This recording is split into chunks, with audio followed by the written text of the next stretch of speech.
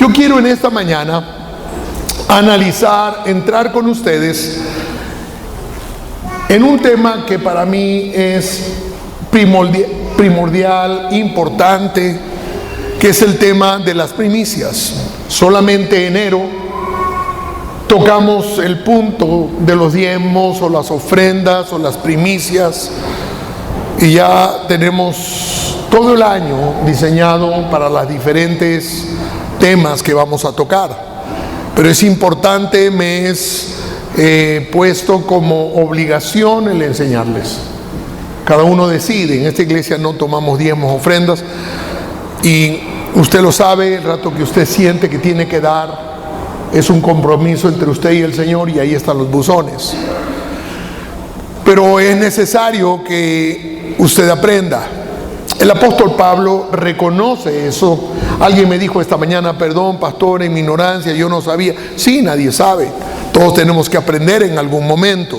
Y mire lo que escribe Pablo a los romanos, a los italianos. Ellos no son parte del pueblo de Dios y por lo tanto no tienen por qué saber cómo el pueblo de Dios vive. Ahora, no es que porque Pablo no era judaizante.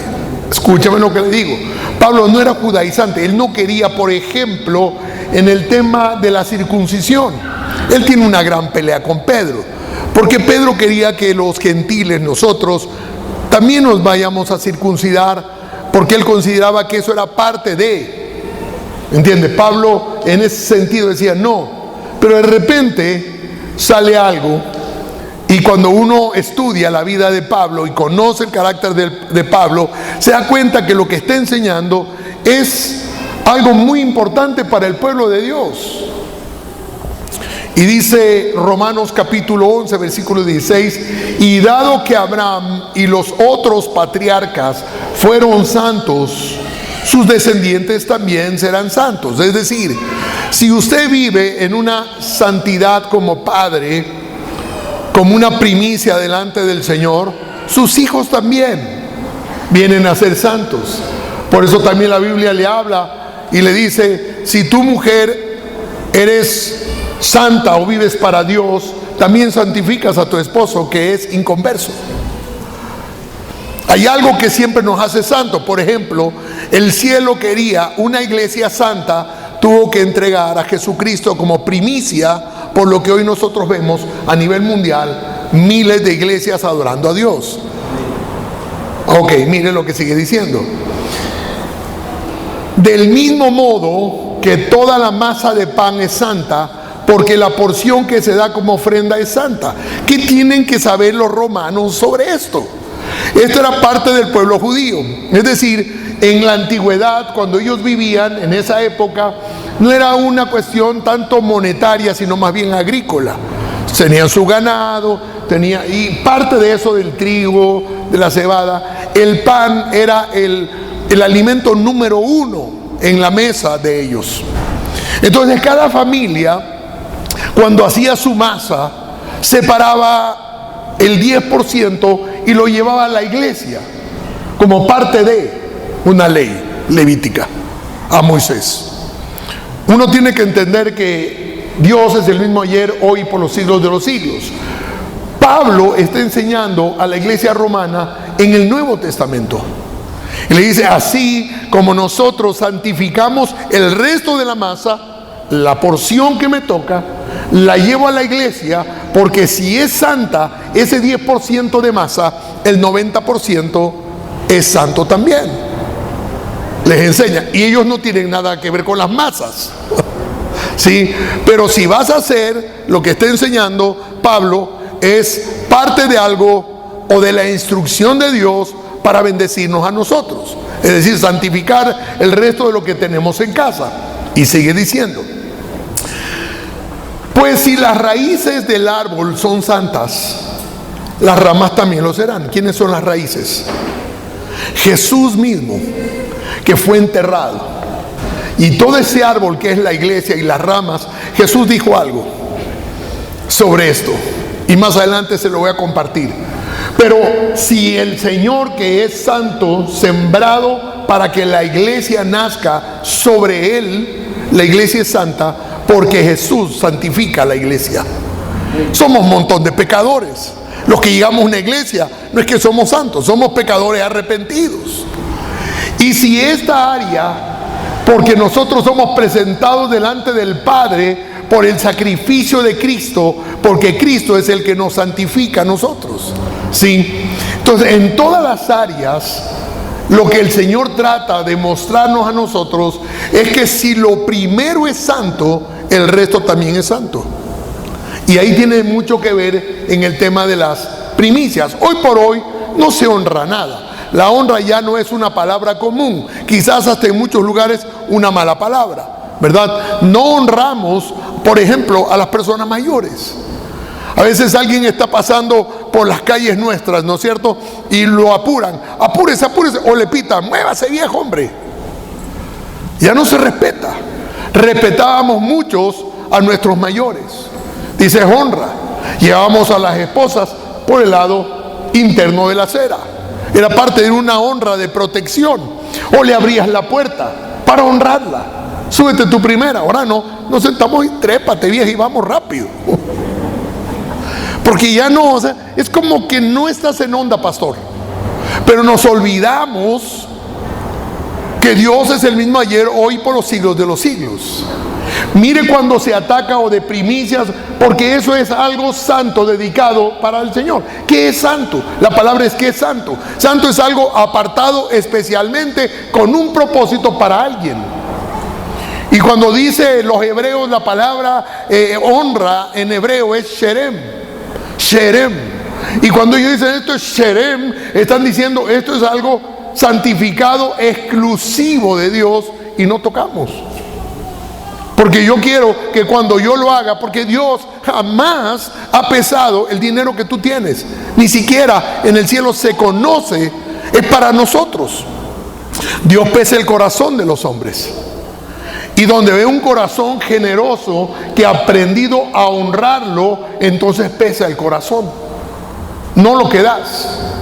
Cuando tú pesas el corazón porque Dios conoce la intención, este quiere hacer negocio conmigo, con Dios no hagas negocio. Simplemente te ofreces delante de Él. Por eso nos humillamos para pedir perdón. Decimos, Señor, perdóname por mis pecados. Me humillo y lloro en el piso, posiblemente delante de Dios, porque reconozco que Dios es real. Pero al reconocer que Dios es real, Dios no quiere mis sacrificios, Dios no quiere mis alabanzas, Dios quiere obediencia, porque a través de la obediencia es que Dios te puede bendecir. Cuando nosotros razonamos, dice, porque razonaron en sus tontos pensamientos, dice Dios. Porque nosotros queremos poner a Dios en nuestro pensamiento y Dios no puede ser descifrado por nuestra mente. Dios lo que quiere es que obedezcamos a Dios, porque cuando hay obediencia hay bendición. Si no hay obediencia, no hay bendición. Y muchas veces vivimos en pueblos latinoamericanos pobres cuando tenemos riqueza abundante en nuestros países. Una riqueza que usted no puede imaginarse. Cuando escuchamos políticos que roban, uno dice, no tengo ni idea de lo que me está hablando, de miles de millones de dólares. ¿Por qué? Porque los países son ricos, porque sus pueblos son pobres, porque no vivimos bajo la protección del Señor. Cuando nosotros decimos, mire, no importa, este año va a ser un año de gran bendición para muchísimos, pero no para todos, porque es un año sumamente complicado a nivel mundial. Pero los que habitan bajo la sombra del Altísimo. Y eso, hermanos, no hace que yo venga a la iglesia y diga, Señor, yo soy tú, y te reconozco como si tú reconoces que Jesús es tu Señor, eres salvo, pero es salvo pobre.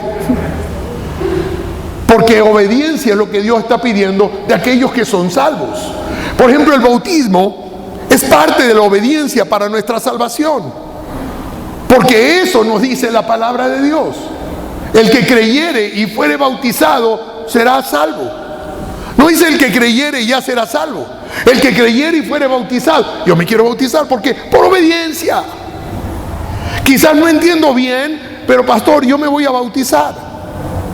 Porque traemos niños, hoy vamos a tener un montón de niños en el siguiente servicio. Porque los presentas.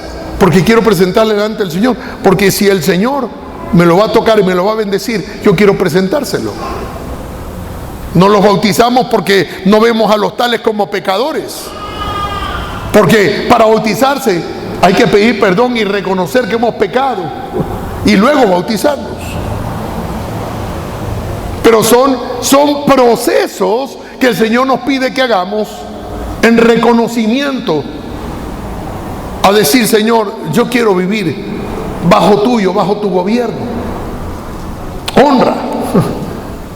¿Y cómo se habla mal realmente de lo que estoy hablando el día de hoy? Hay un hombre, un pastor que conozco, admiro mucho. Durante los años de su vida creció una iglesia gigantesca, no voy a decir el país, donde llega el presidente, donde llega el vicepresidente, donde llegan los ministros. Dice que es muy común mirar al presidente de este país y a los ministros sentados en las primeras filas con sus familias.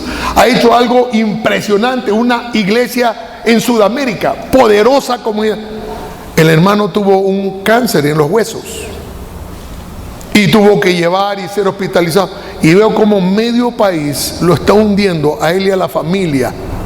El odio que Satanás siente por aquellos hombres que le han servido a Dios. Y eso no es solo ahí, en todo lado. ¿Por qué? Porque la gente no sabe lo que es honrar lo que Dios establece. Dios establece y dice: toda autoridad es puesta por mí. Es puesta por ti, entonces vamos a darle palo. ¿Quién es el príncipe de las tinieblas? Satanás. Claro, sus hijos son principitos. Y uno tiene que entender que todo lo que Dios ha puesto es para que aprendamos a honrar. Tenemos que aprender a honrar, pueblo querido, para ser bendecidos, para salir de esa mente de miseria a pasar a ser verdaderamente hijos de Dios, con una mentalidad más grande, exclusiva para Dios. Aún la Biblia dice: no ignoren que ustedes tienen la mente de Cristo. Y la mente de Cristo que se nos ha dado, y no solamente nos ha dado la mente de Cristo, sino ha sido derramado el amor de Dios sobre nuestros corazones. Es decir, que deberíamos nosotros marcar una gran diferencia con cualquier persona que camina allá afuera, porque tenemos la mente de Cristo y tenemos el amor de Dios sobre nuestras vidas. Deberíamos pensar diferente, caminar diferente y abrazar diferente, con el amor de Dios. Así que esa palabra santo que nos habla la Biblia es apartado, elegido, separado, consagrado. Esa palabra Shema. Mire Levítico 27 en el versículo 28. Son principios fundamentales para nuestra vida cuando aprendemos a honrar a Dios. Yo sé que mucha gente que ha aprendido a honrar a Dios hace cosas por la iglesia, hace cosas por el pobre, y debemos hacer con el extranjero, con la viuda, con el huérfano. Es parte del Levítico. Sin embargo, lo hacemos el día de hoy y no decimos: eso es Antiguo Testamento. No, ese es el corazón de Dios en nosotros, que nos hace ver por los más débiles de la iglesia, por las viudas de la iglesia. ¿Cuántos años estamos sosteniendo todo ese grupo grande de mujeres? Y miren, y la Biblia es específica, dice: mujeres mayores de tal edad, que no tengan hijos que la sostengan, que no tengan esposo, que hayan crecido, que tengan buen testimonio. Nosotros no vemos mucho eso, porque entonces no quedarían muchas viudas en esta iglesia. Porque a quien se le manda es a la familia, no a la iglesia. A la iglesia se le manda a aquellas que ya no tienen cómo, que la sostengamos como parte de una iglesia. Pero lo hacemos de todas maneras. En todo nuestro esfuerzo les hemos ayudado a sobrevivir durante todos estos años. No porque es levítico, sino porque el amor del Señor ha sido derramado, y eso es parte de mi honra a Dios. Amén. Están calladitos hoy. Tú temas, pastor, espérese un ratito, yo tengo mi opinión. Levítico 27, versículo 28. No obstante, todo lo que se haya apartado especialmente para el Señor, ya sea una persona, ahí está Samuel por ejemplo, dedicado al Señor, un animal o una propiedad familiar, nunca deberá ser vendido ni rescatado. todo lo que se consagre de esta manera ha sido apartado como santo y le pertenece al Señor. Es decir, que hay una parte de lo que es santidad que tú lo has puesto apartado para el Señor. Dices, esto es santo para Dios. Esto es santo para Dios. Por eso cuando usted trae, por ejemplo, su ofrenda o trae su diezmo a la iglesia, ¿cómo tratas tú lo que tú has apartado para el Señor? Porque una vez más, Dios no va a ver la cantidad que usted trae, sino cómo usted trae. Porque Dios pesa el corazón del hombre. Es decir, usted dice, no, esto es para el Señor, pone lo mejor en lo que es, por ejemplo, no el billete viejo que la pesa, no, lo mejor porque es santo para mi Señor. ¿Entienden? No es lo mismo $10, que son los primeros $10, no es el último $10, es el primer $10. O sea, no importa porque $10 son $10, no cambia. Sí, sino qué tipo de $10 tú estás pensando poner en tu corazón. Me voy a deshacer de esto porque no lo soporto por el olor, y lo sacas al último. No, lo sacas primero, buscas el mejor, lo pones en un sobre, lo cierras, oras con tu familia y dices, Señor, esto es santo para ti, intocable. Mamá, no hay para el pan. Sí, pero no tocas lo intocable, porque si tú honras al Señor, Dios te honrará muchísimas veces más. Pero eso es parte de lo que hacemos, solamente como honra, no pensando en lo que me va a dar después, sino simplemente voy a honrar a Dios. Es salir de un sistema quizás de pobreza a comenzar a poder ayudar a otros que necesitan. Y Dios necesita que mucha gente de la iglesia pueda ayudar a las demás personas. No es, Dios no te da dinero para que tú seas rico y vivas, no, Dios te da muchas veces abundancia para que puedas compartir con el que no tiene. Entonces ahí comienza tu corazón a ser pesado en la balanza justa de nuestro Señor. La palabra Sherem, una vez más, literalmente dedicado a Dios. Levítico 27:30 habla de eso. La 10ª parte de los productos de la tierra, ya sea grano de los campos o fruto de los árboles, le pertenecen al Señor. Es decir, que cuando tú traes un diezmo, tú no dices, este es mi diezmo, esto es diezmo del Señor. Entonces lo aparto porque es de Él, siempre fue de Él. Entonces ya no tengo la condición para entrar a una iglesia y tocar lo que es santo, porque la gente dice, mi diezmo. No es tu diezmo, siempre fue de Dios. Tú puedes decir mi 90%, pero no puedes decir mi diezmo.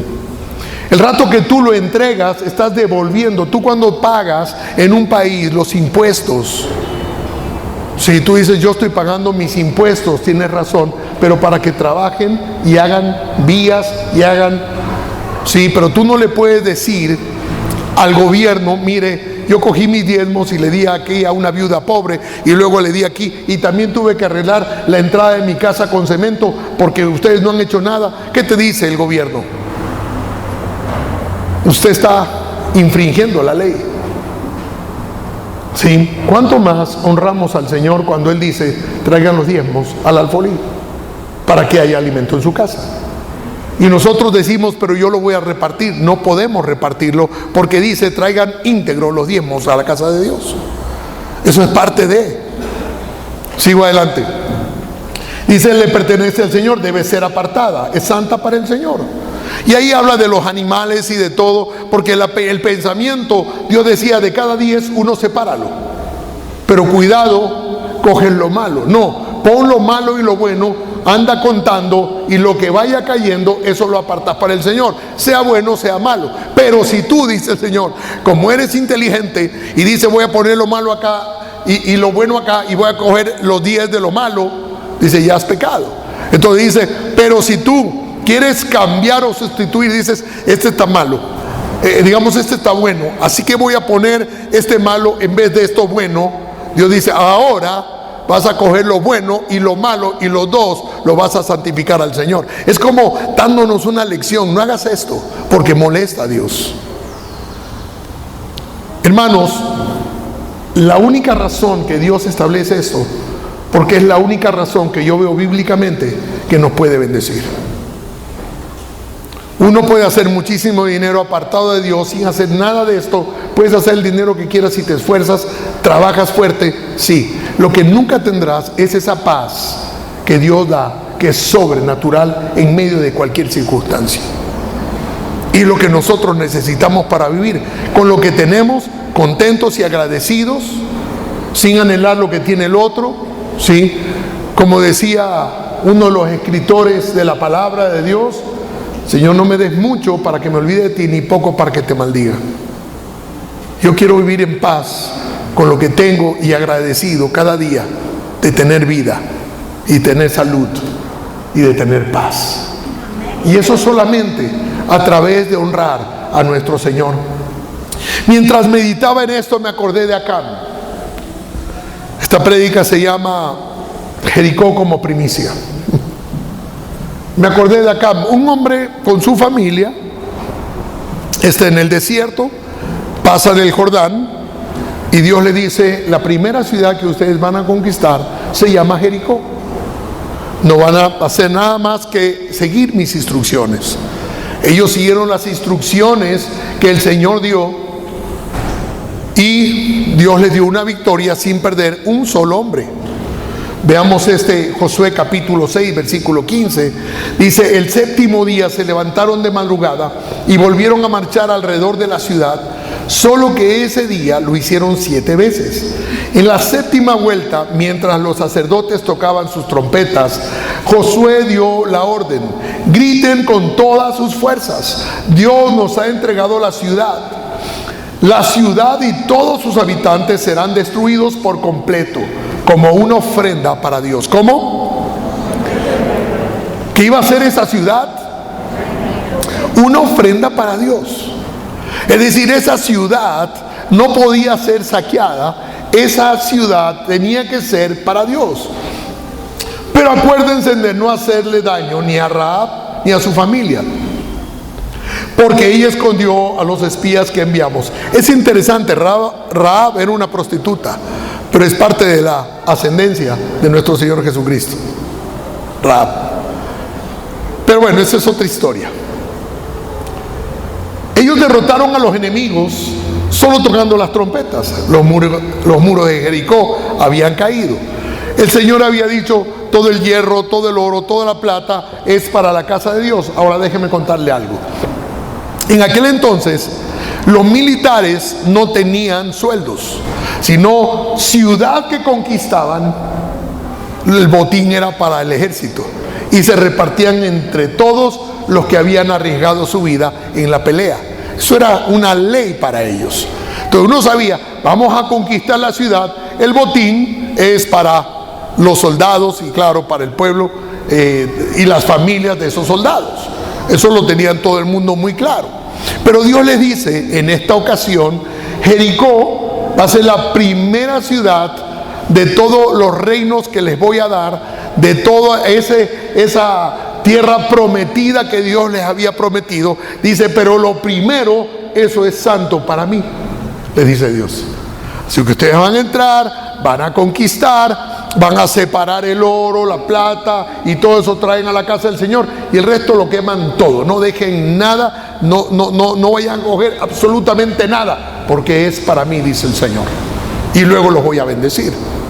Entonces resulta que después de toda esa actividad, ya pasa la guerra, destruyen, no muere nadie, se toma la ciudad.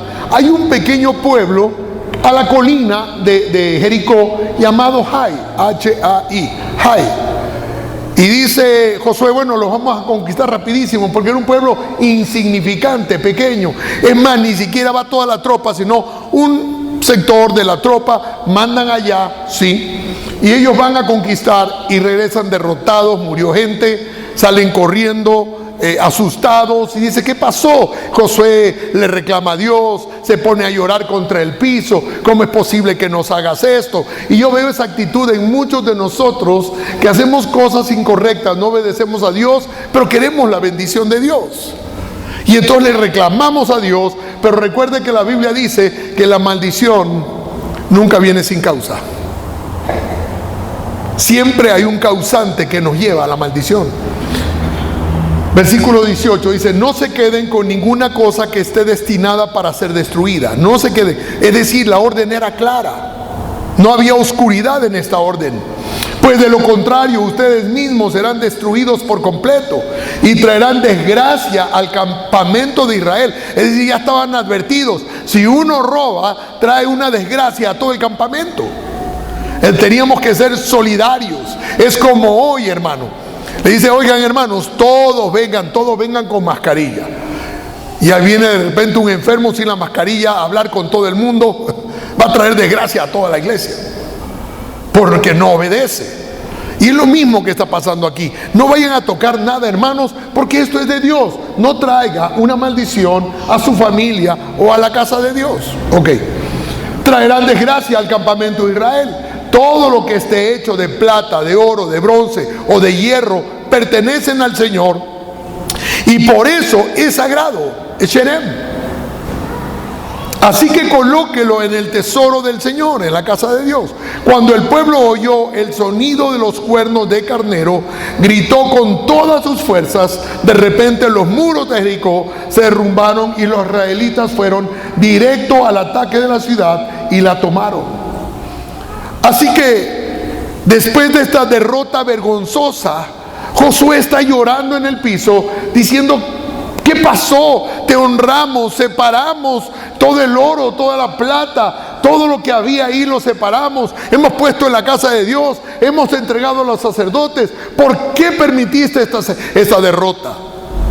Y Dios le habla. Versículo Josué 7:10. Pero el Señor le dijo a Josué: levántate, ¿por qué estás allí con tu rostro en tierra? Israel ha pecado y ha roto mi pacto. Robaron de lo que les ordené que apartaran para mí. Y no solo robaron, sino que además mintieron y escondieron los objetos robados entre sus pertenencias. Por esa razón los israelitas huyen derrotados de sus enemigos. Ahora Israel mismo será apartado para destrucción. No seguiré más con ustedes a menos que destruyan esas cosas que guardaron y que estaban destinadas para ser destruidas. Aquí la falta no era de Dios. Aquí la falta era del pueblo de Dios. Y cuando yo leo esta historia, Dios da unas instrucciones claras. Todo lo que había allí debía ser consagrado para Dios. Todo, no una parte, todo. Digan conmigo, todo.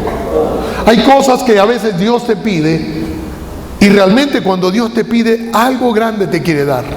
Y cuando te da, hermano, algo grande te va a pedir. Porque Dios pesa el corazón, no la billetera. Nosotros pesamos la billetera y pensamos a la gente: este vale mucho porque tiene dinero. No es nuestro pensamiento. Quiero hacer amigo de este porque este sí tiene dinero. Este pobrecito pasa para allá. ¿No dice eso el apóstol Pablo? Cuando alguien llega a la iglesia y lo ves todo adornado y llega a buen carro y todo, dice: venga usted a primera fila. Ah, no, pero si es que es el pobre, ahí párenlo por ahí atrás donde quiera. Y dice: no hagan acepción de personas, porque es un asunto de corazón. Es un asunto de corazón.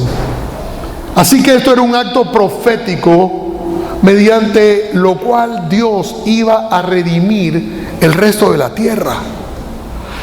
Jericó es mío, pero Jericó no era la tierra prometida. Era como la puerta de entrada. Yo he estado ahí en el río Jordán y he bautizado en esa parte.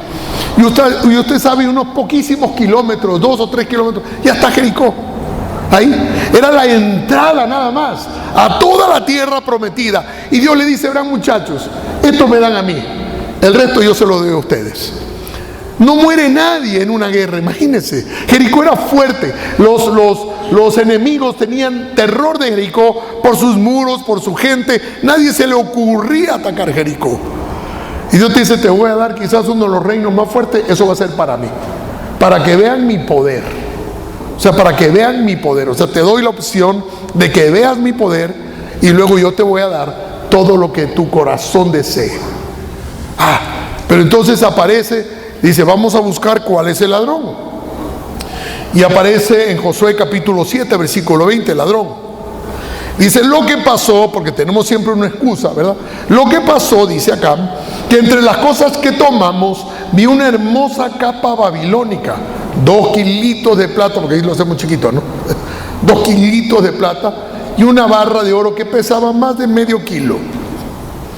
Tanto me gustaron estas cosas que las guardé y las enterré debajo de mi carpa. La plata está en el fondo, Se no robó poco, ¿no? Porque me gustó. ¿Cuántas veces lo que le vamos a dar a Dios también nos gusta? Y como nos quedamos, hablamos mal de lo que tenemos que dar. No, es que son unos ladrones. No vamos a dar porque... Y comenzamos a hablar mal de lo que es santo. La única forma que Dios encuentra de bendecirte es a través de un corazón contrito y humillado. Si esto le pertenece, pues será de Dios. Y el resto yo voy a permitir. Quizás mucha gente no sabe, yo sé. Para mí es algo como una revelación. Y hablé hace unos días con mi familia que viene de Suiza. Y quizás los suizos lo disfrutan, pero a veces no saben. Pero Dios escogió de Suiza prácticamente los 5 reformadores de la iglesia evangélica a nivel mundial. Lutero es el único que vivía a 10 minutos de la frontera suiza. El resto son suizos que revolucionaron el mundo, y para Dios esa fue la primicia, y por eso Suiza ha sido lo que es, el banco del dinero del mundo. Primicia. Para mí Suiza es una primicia de Dios. ¿Cuántos anhelan un país tan chiquito y no pudo ser invadido por Hitler? Un país pequeño, protegido y bendecido. Y oro como oro por Jerusalén, oro por Suiza, para que Dios mantenga todavía la espiritualidad de los suizos, que como todo el mundo está cayendo, como Estados Unidos. Y uno aprende y uno entiende y dice, por eso entiendo que mi familia viene desde 1500 predicando el Evangelio de Cristo.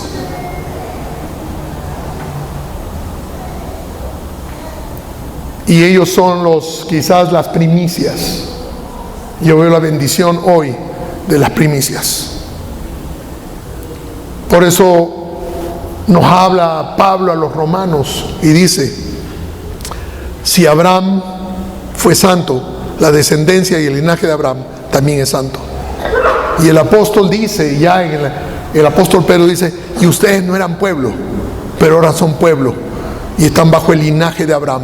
Por eso nos está diciendo, y ustedes también son santos, apartados para Dios.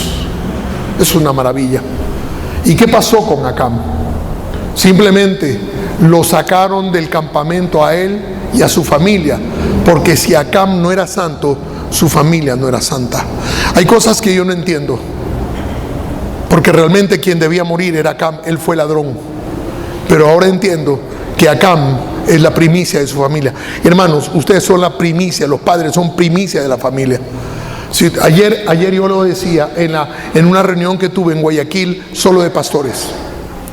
Yo veo pastores que viven y han servido al Señor con santidad. Sus hijos le sirven al Señor con santidad en la casa de Dios. Y veo pastores que no lo han hecho de esa manera. Sus hijos están sirviéndole al diablo fuera de la iglesia. Andan en drogas, en alcohol, en problemas. Porque si el Padre es santo, la descendencia es santa. La Biblia dice que los hijos de los justos serán llamados poderosos sobre la tierra. Porque si el Padre vive en santidad, los hijos vivirán en santidad. Alguien alabe al Señor en esta mañana. Quiero terminar con algo. Quiero simplemente contarles mi propia experiencia. Hace unos años, antes de construir lo que usted ve aquí, apenas éramos 50 personas. ¿Cómo hacer algo así? ¿Cómo podíamos hacer algo así? Y en una reunión de pastores, estábamos reunidos todos los pastores. Mi pastor, en esa época, yo era uno de los pastores. Éramos quizás 9 o 10. Y nos lanzan un desafío. Y dice el pastor Herenero, queremos construir la iglesia, queremos comprar un terreno. ¿Quiénes de ustedes? Dice, él dijo, yo el domingo voy a levantar fondos para la iglesia, para construir esto. Pero si nosotros no damos primero, dijo el pastor, ¿cómo tenemos cara de pedirle al pueblo para sostener la iglesia? Y dijo de ustedes, ¿quiénes están dispuestos a dejar su sueldo aquí de enero? Y yo no lo dudé, ni Jaime Lozano. Los dos dijimos, tome mi sueldo. Y Jaime Lozano dijo, también tome mi sueldo. El resto se cayó. No importa, cada uno. Nadie te va a forzar jamás. Así que lo dejamos ahí. Pero, una vez que lo habíamos hecho, yo sentí que Dios me decía, dame tu carro. Entonces, y esto se lo voy a decir personalmente a cada uno. Cuando Dios te pida algo a ti, te lo ha pedido a ti, no para que lo consultes. Y yo consulté con mi mujer, porque siempre hago eso con ella. Y me acerqué donde Aida, yo me acuerdo clarísimo que me arrodillé para hablar con ella y le dije a Aida, Dios me está pidiendo que le entregue el carro. Teníamos 2 carros. Y Aida me dijo, no, espérate, pensémoslo. Es una mujer. Pensemos, una mujer no actúa ya así, va. Y yo siempre sigo, ya. Y ella me dijo, pensémoslo. Mientras que me sentaba, ya no lo dije, no lo solté, lo retuve. Pero fue Dios que me pidió. No es que era culpa de Aida, era mi culpa. Reconozco porque Dios me lo pidió a mí. Y entonces salimos de ese lugar. Javier llegó la siguiente semana, estaba estudiando en los Estados Unidos. Llegó y ya iba a ir a la universidad, así que yo le entregué ese carro a Javier y le dije, Javier, este es tu carro y yo voy a usar el carro de tu mamá, los dos vamos a usar ese carro. No pasó una semana que me llaman un domingo de madrugada y me dicen, ¿usted es el señor Jaime Cornejo? Eran las 2 de la mañana. Digo, sí, ¿qué pasa? Nunca una llamada a las 2 de la mañana es buena, créame. Y me dice, su hijo se está muriendo en un accidente. Yo salí corriendo de la casa. Corrimos, estaba cerca de la casa, en un lugar que quizás tan difícil tener un accidente. Y vi todo el carro volcado, los bomberos ahí. Me bajé gritando, Javier, y alguien me cogió, me dijo, no se acerque, señor, parece que está quebrada la espalda. Yo pensé, se muere, está paralítico. ¿Por qué no lo sacan? No hay cómo sacarlo, está tan aplastado el carro que están cortando con sierras para poderlo sacar. Al final lo sacaron. Javier, usted sabe, hoy le sirve al Señor. Cuando salió y todo, el carro no servía ni siquiera para venderlo como latas. Y el Señor me dijo, si tú no me das lo que yo te pido, te lo quito. Nosotros oramos por Javier y le dijimos, te lo entregamos, Señor. En esa época Javier estaba totalmente desviado. Hoy le sirve al Señor a nivel mundial. Usted sabe la historia de Javier hoy, pero también sabe nuestra historia. Ese día aprendí que cuando el Señor te pide algo, ni siquiera lo pienses, simplemente entrégalo. Tú tienes que saber cuándo es el Señor y cuándo eres tú. Cuando es el Señor es muy claro. Aprendimos la lección con mi esposa, que lo que es de Dios es Sherem, es santificado para Él. Póngase de pie en esta mañana. Yo quiero orar por usted.